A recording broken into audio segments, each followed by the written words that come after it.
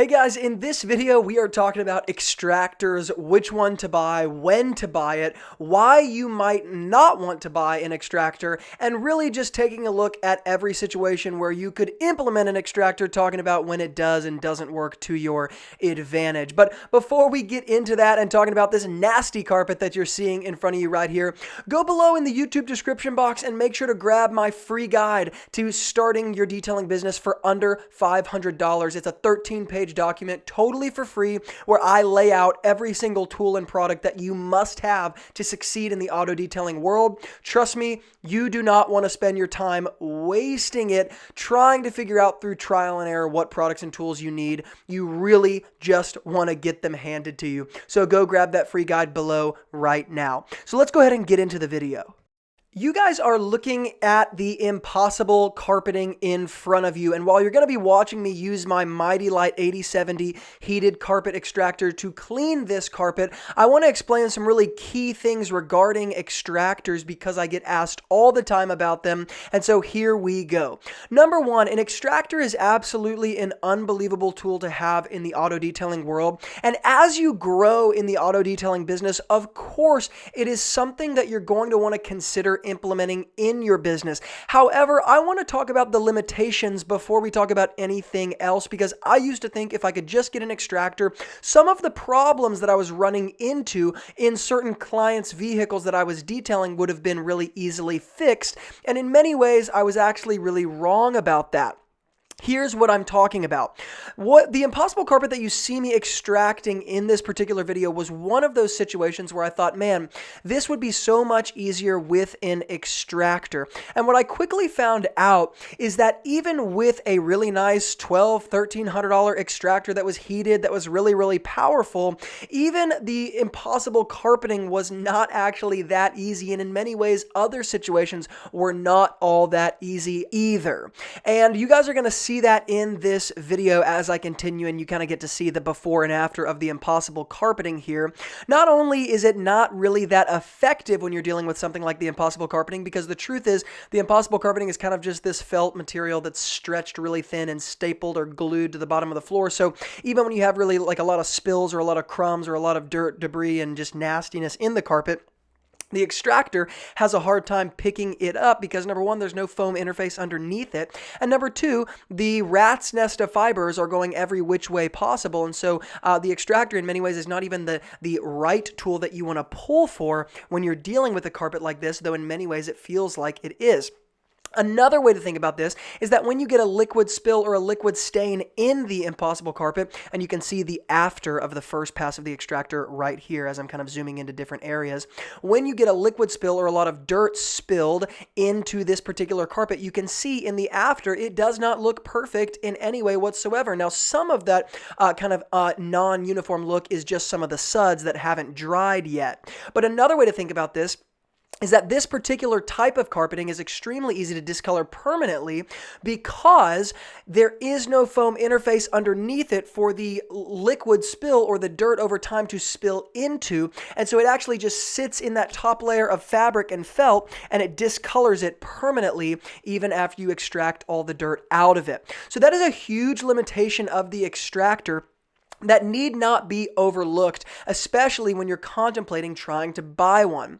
Now, I am going to be using it on the upholstery here, and this is a great upholstery to kind of look at for this particular situation because this is not your traditional upholstery. It is suede, and suede gets really dirty really fast, especially when it is this color. It's light, it's not off-white, it's more of a gray, but it's really light gray. And of course, over time, it's going to get extremely, extremely dirty. Now, a drill brush in both of these situations, when it comes to the carpet and or the seat, the drill brush is probably the most effective tool that you're going to see in this video, which is a low-cost, high-impact tool. It doesn't cost very much, and it gives an extremely high impact. However, the extractor in this particular situation with the seat is going to provide a much, much better result, and I want to talk about why that is. Because underneath what you can see being extracted here is that foam spongy interface, in many ways the extractor is going to be able to clean this material much more effectively because it can actually suck out the liquids, suck out the stains, suck out the dirt.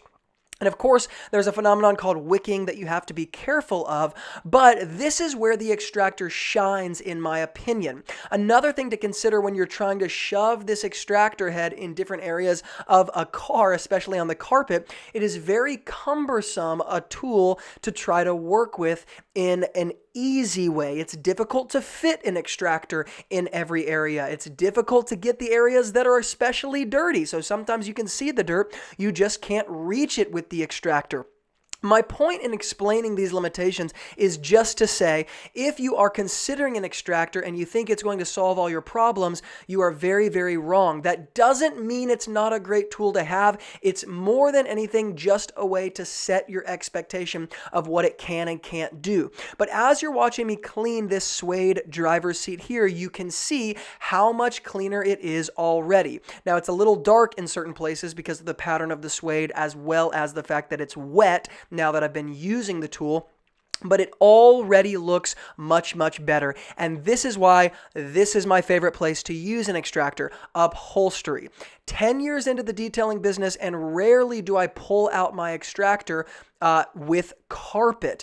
The main places or the main situations where I pull out my extractor when I'm dealing with carpet, which I'm going to be doing this week actually, is when I can remove all the seats from a minivan or a Sequoia or a big Tahoe, or just removing the seats from a big SUV, generally a kid hauler van or big car. And I can deal with the carpet outright because nothing is on top of it and all the seats are removed. It's also generally not the impossible carpeting in those big SUVs, especially the vehicles that I just named. And so it makes a lot of sense to pull out the extractor in those particular situations because it is going to make a significant enough amount of difference to justify pulling it out. Now, another thing to consider as far as limitations goes with the extractor is that you're going to get a lot of overspray on a lot of different areas. And so in some ways, you're still creating a pretty significant amount of work for yourself, not just pulling out a big tool like that, but also having to clean up after a big tool like that. And this is something that if you're a mobile detailer, it's absolutely worth thinking about. Now, I've talked a lot about the limitations and kind of the negative aspect of it, but let's talk about the positive aspect of it.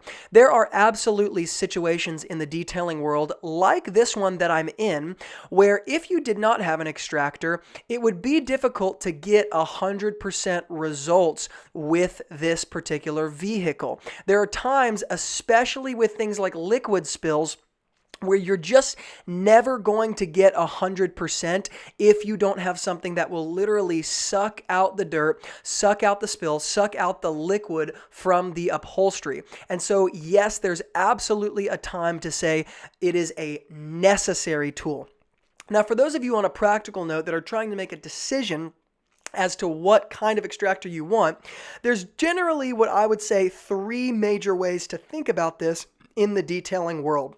The first is the cheapest way, and it's a way that a lot of detailers on YouTube or Instagram or social media talk about, and that's using a tool like the Rug Doctor. It's using a tool like the Bissell Spot Pro Cleaner. Those tools are fantastic. In fact, I used a Rug Doctor for a little while in my detailing business, but I do want to say, there are other options out there other than something small and really what I would call easily breakable, like the Rug Doctor or the Bissell Spot Pro Clean. Those both, I believe, sit around $100. And while I understand if you're on a shoestring budget, certainly something is better than nothing.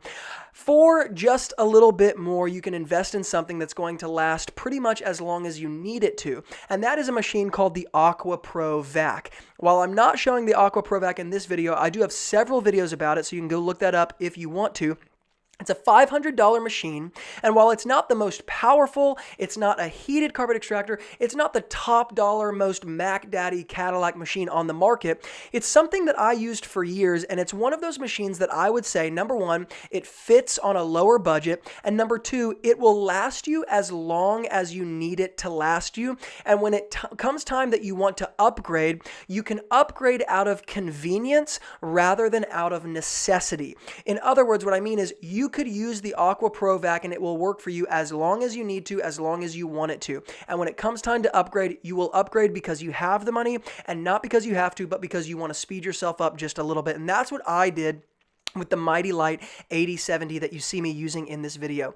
This is, I believe, an $1,100 machine, maybe a $1,200 machine. It's fantastic. It's very powerful. It's a heated carpet extractor, and yes, heat, of course, makes a difference, and you can see the clear head. You can see the extraction power that it has. This is, of course, the machine that I suggest for anybody who wants to go ahead and get what is going to work for them long term. You're not going to have to think about getting another one pretty much ever if you don't want to, unless you just want to, again, upgrade for convenience. But what I've found with extractors is that once you hit a certain price point, it really doesn't make a big difference until you go way high price point. So what I'm saying is this particular extractor costs about $1,100.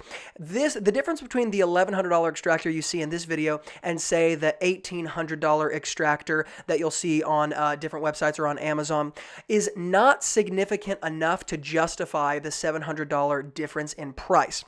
Now, that's the way I like to think about extractors. So like I talked about the Aqua Pro Vac just a second ago that sits at $500, between the one you see in this video and the $500 Aqua Pro Vac, yes, there is a significant enough difference between that $600 change or $600 difference to justify the upgrade. And that's really what I'm talking about, is spending money to justify the upgrade in a way that makes sense, in a way that makes significant enough differences. So hopefully you guys understand that. You can consider those as options, and I will hook up all of those things in the YouTube description box below for those of you wondering or wanting to check them out. And again, I have other videos on the Aqua Pro Vac if that's what you want to check out as well, but there'll be links below to all of the things that I was just talking about. I just want to remind you guys, if you haven't yet, go below in the YouTube description box and grab my free guide to starting your auto detailing business for under $500, because I promise it's not worth your time doing trial and error and having to figure out the hard way what works and what doesn't work. Guys, if you're new to the Wilson Auto Detailing YouTube channel, then consider subscribing and tap the bell icon so you get notified when I publish future videos like this, if you like content like this and everything auto detailing. Thank you guys so much for watching, and as always, from Luke here at Wilson Auto Detailing, keep working hard, and I'll see you in the next video.